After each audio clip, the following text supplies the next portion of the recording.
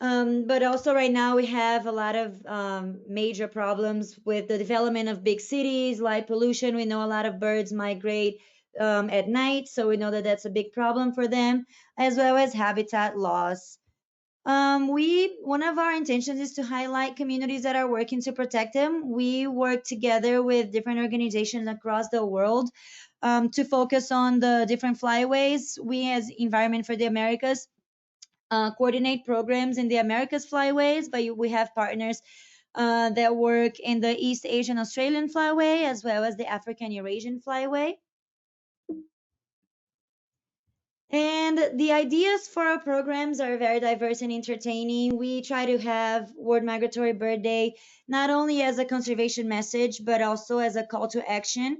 We try to include a broad range of aspects to our program. We try to connect different cultures. Education is the main focus of our program, but art is also a very important part of the program.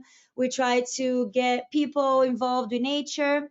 We try to share simple actions, simple but effective actions that we can all take to help protect migratory birds along their amazing journeys. And the whole point is for us to unify our voices and our conservation message in order to help protect our shared birds. So, as you all might know, each year we have a different conservation theme. We have tackled issues such as restoration of habitats, of involving communities in bird conservation, actions that we can all take in each place of the world for the step over sites that migratory birds stop at beginning, during, and end of their journey. Awareness, why birds matter, why they are important, why it is important for us to get together and unite in helping conserve them. And last year, a very successful topic was the tackling the problem with plastic pollutions. Um, we have shared a lot of different messages with, like I said, simple actions that we can all take to help, such as one of the biggest problems with bird species death is collisions with windows. So simple things like putting stickers on your window, or things like that, just to let birds see that there's something in front of them, because they can't see the glass pane window, so they usually will fly through them, and more often than not there will be a fatal accident. Simple things like keeping your garden very diverse, very diverse plants, with native plants especially, providing water, keeping your feeders clean, especially for hummingbirds, to avoid spreading diseases. And our gardens at home can play a very important role for migratory bird days. One of the other things too was we motivated people to be leaders in habitat cleaning and restoration. With last year's theme, we motivated a lot of people all over the world to do cleanups, plastic cleanups, beach cleanups, and we have the report that we collected tons and tons of trash in a lot of different places. So it was a very, very successful campaign last year. Which brings us to this year theme. This year theme, as you all know, is like I've been saying, is birds connect to our world, and the intention is to talk about the different ways that we track bird migrations, how that information can inform, how the knowledge can inform conservation. And we do have the 12 focal species that represent each part of the world. Usually, every year, we have different focal species that represent the issue that we're trying to tackle, and that also represent each part of the world. We will have a separate webinar that will be talking about our 12 focal species. As you know, art, like I said too, is a very important part of our program. Every year we have a very rigorous process to select the artist that's going to create the art that reflect the year's conservation theme. And this year it was Sherry York. She is from Maine. She works with lino cuts. And her lino cuts are art that she carves on wood, very, very detail oriented, We have posted a video on our website of the process. If it's not there anymore, we will have it in a folder so that people can go back and watch it. But it's very very cool, very interesting.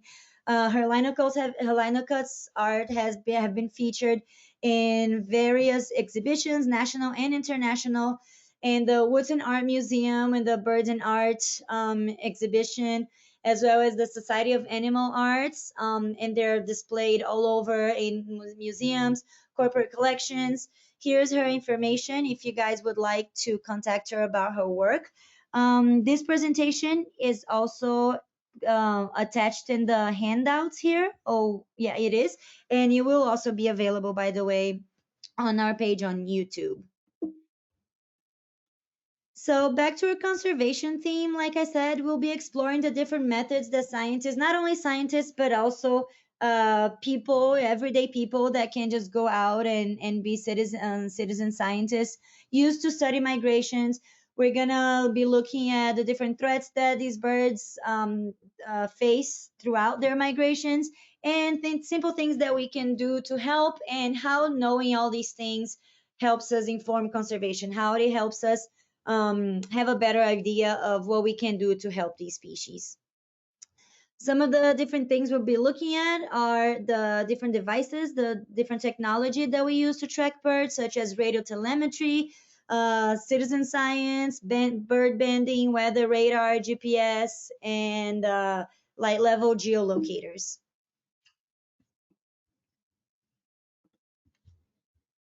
So radio telemetry, me just 1 second.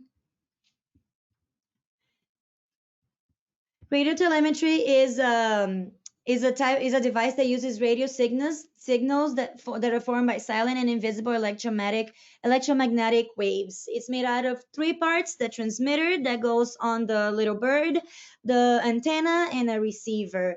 So the closer they are to the closer that the bird is with the transmitter to the antenna, the easier it is to detect it, and you can show with certain precision how far the bird is. Singing and night calls are also used to determine where birds are at the moment, and what different variety of birds are at the moment. Many bird species migrate at night, usually after sunset.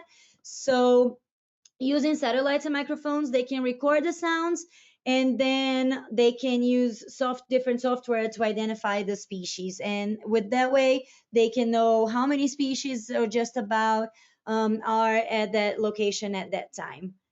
Another simple way to track birds that we can all do is to collaborate with science projects that involve the community or be citizen science. Just going out, birding, taking pictures, documenting everything that we find, sharing on iNaturalist, eBird, which are great platforms, easy to use, that everyone can share that information. And that all goes to a big it helps scientists collect the data, and it helps everyone know where birds are and around what time. Bird banding is a common and popular a technique that has been used for a while. Do know that you do need permits in order to do any sort of handling with birds. So scientists attach either metal or color bird bands to the bird's legs, and then once the bird, they let it go, they take all of their data, the weight, their estimated age and everything, and then they let it go. And then once the bird is recaptured, they can tell how far they've traveled, they can tell how long they've lived, depending on where the information says that the bird was either banded or last seen, and then where it's being captured now. Weather radar is another technology used to track birds. It's the same technology that we use to track weather. So hundreds of millions of birds can travel in a single night if the weather conditions are favorable, and that can be seen very clearly on a weather radar. And the images, they appear kind of like as a donut-like circular pattern. And even small birds, scientists are now able to detect and say where they are and where they're coming from and where they're going. Another technology used by scientists to track birds is the light level geolocators. And with this, they look at the sunrise and sunset data and they determine the times and the locations where the birds are at the time. And for this, they do use a tag as well, and the bird does need to be recaptured. But with a GPS locator, they do not need to be recovered. They just put the geolocator on the bird, they attach it to the bird's back, and then they can access it until the bird something happens to it, or they can access it directly from their computer forever. The information is almost in real time. So this year we have a partnership with Icarus, and Icarus is a very modern technology that uses miniature and satellite transmission technologies to track not only birds but even the smallest animals around the world. It allows for global observation of animals from space. The data is collected on MoveBank online and hosted by the Max Planck Institute for Ornithology, and there is also an app called Animal Tracker that you can download on your phone and follow all that information in real time from your very phone. You don't even have to be in a station or anything. You can learn more about this technology on the website that's linked here, icarus.mpg.de. And so yeah, so Birds Connect Our World will be the theme for this year. We most of you probably know we celebrate World Migratory Bird Day usually the second Saturday of May in North America and second Saturday of October usually in Latin America and in the Caribbean. But we know the birds all have their own different schedules. So every day is bird day. Whenever you know that the birds will be going over your site, going over the place where you are, is a good day to either host an event or just go birdie and just share the message of World Migratory Bird Day. On our website, as many of you may know, we do have resources that you can download. They're free resources. We have them, all of them in English. We have some, most of them in Spanish, and some are in the process of being translated to French and Portuguese as well. So you can go to migratorybirdday.org and go to resources, and there you will find a lot of good educational material, including the organizer guide, which is not there yet, but you will soon be available with a lot of different activities that pretty much all you may need for hosting an event this year. You can also apply for mini grants on our website under mini grants, and we will have a criteria that we'll be looking at to select people who will get mini grants. But you can just provide your information, say the date of your event, how many people you're expecting, what kind of message you're going to be sharing with the public, and we try to help as many organizations as we possibly can. So there's a survey on the website that you could do, and we will be looking at these and start sending out materials for your events. You also should register your event on the global map on migratorybirdday.org. That is actually one of the criteria for the mini grants. If you do get a mini grant, you do have to register your event, and it's just a nice way for everyone in the world to promote your event and for everyone to know the kind of things that you're doing. You know, if somebody's traveling and they are interested in joining a World Migratory Bird Day event, they could look at the map and see what's happening around them and they can join. You need information such as the type of event. Is it going to be an educational activity, a camp, a festival? A little description of the event, the location. You can plot it on the map and then you have it there forever. Your name, the name of your organization, and the name of your event on the map, and the time and date of the event. We've had last year we had over 700 events throughout the Americas and all over the world. So we hope to be able to continue and make those numbers even bigger. If you are not in the US, for people in Latin America and the Caribbean, we usually have ambassadors, which are people who are traveling to and from the country where the event's going to be. and we can mail materials to anywhere in the US, and then that person will transport the material to their countries. And we do give the whoever we do pay for the extra luggage if need be, and we do give the ambassador a little gift as a thank you for participating and for being an ambassador with us. We'd also like to thank Optics for the Tropics. They help us support groups that celebrate World Migratory Bird Day with binoculars every year. So we are able to provide that to a lot of people, especially people that don't have the resources. And we also motivate local artists interested in birds and art. If you are a aspiring artist or an artist and you want to be taken into consideration for our 2021 art, we will be in touch with more information on how to do it when the time comes. Of course, it's too soon for that, but just so that you know and you want to start thinking about it, we do give the opportunity for all artists all over the world to participate in the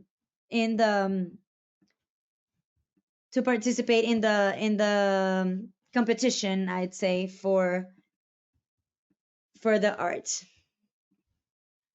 So this is the team, the Environment for the Americas team that's behind all the efforts that we do throughout the year to promote organizations to host World Migratory Bird Day events, to promote sharing our message.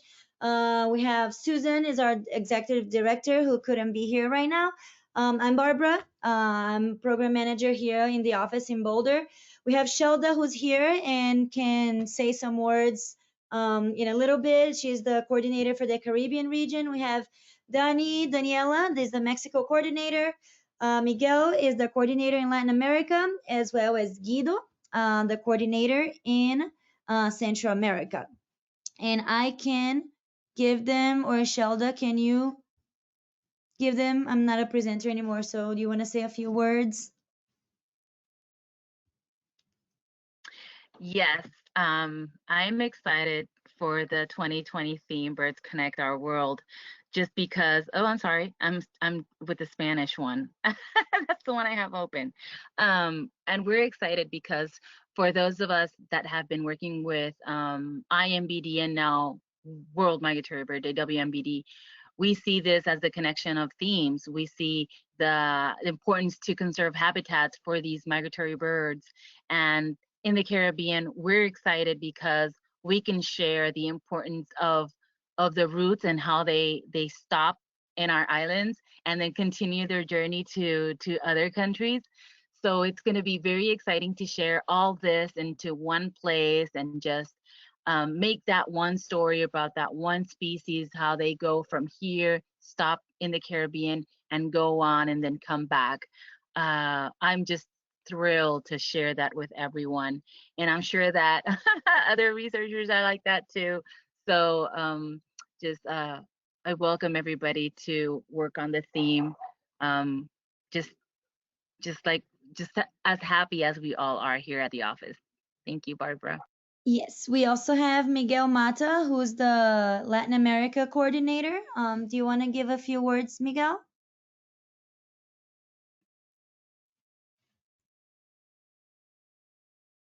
Hi, my name is Miguel. I work with Barbara and the rest of the team engaging Spanish people in Latin American countries.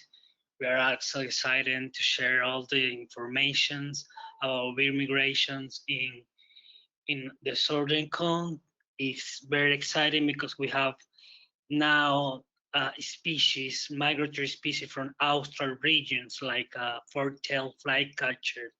Um, it's very interesting that all we can people all the things that people can do on the ground. So just contact me if you need some help in the Latin American countries. Yes. Betty Jean asked a question about who to follow on Instagram. So our page on Instagram is EFTA_birthday. And the hashtags we're using is WMBD 2020, WMBD Birds Connect Our World. Depending on the post, we do have a social media packet that's under the resources on our website that has all of that information. Different pre-written messages that you can post on Twitter, Facebook, Instagram. We have flyers and invitations pre-made for you to promote your event and all the kind of good stuff in the under the resources in our website. Does anyone have any questions about the theme, about the topic? So like I said in the beginning, we will be having more of these webinars. This was the first one, so that's why it was a little bit of a technical difficulties. I do apologize. We'll be better at the next one. The next webinar from this session of webinars that we're having will be on the 31st, and it's gonna be about why to celebrate with World Migratory Bird Day, the reasons why we host these events and also, in addition to these webinars, we are trying, because of the whole coronavirus situations, we know that a lot of people are stuck at home right now, or and where the kids might not really know what to do to keep them entertained. So we will be also hosting different activities via webinar every week. I don't know if you guys saw it on our Facebook or Instagram, but we'll be starting this Thursday at noon Colorado time. And the flyer with more information is in our social media, but we're going to be starting with an interactive activity. We're going to be doing a reading of a really cute book about hummingbirds for kids, from 3 to 8, 9 years old. But of course, everyone is welcome to join. We suggest downloading one of our coloring pages from our resources because we're going to be talking about hummingbirds. So we have one of our focal species is the Calliope hummingbird. So we're going to be doing that every week. We're going to be sharing the links on our social media. So be sure to follow us on Facebook, Environment for the Americas, and then on Instagram also, EFTA__, birthday. And we're going to be sharing all of these opportunities for different webinars, different. So if you guys have any other suggestions too of things that we can make to motivate people to continue to celebrate, amidst the situation that we all find ourselves in right now. This is just one way that we found to keep things dynamic and interesting, and keep sharing the message that we're trying to share.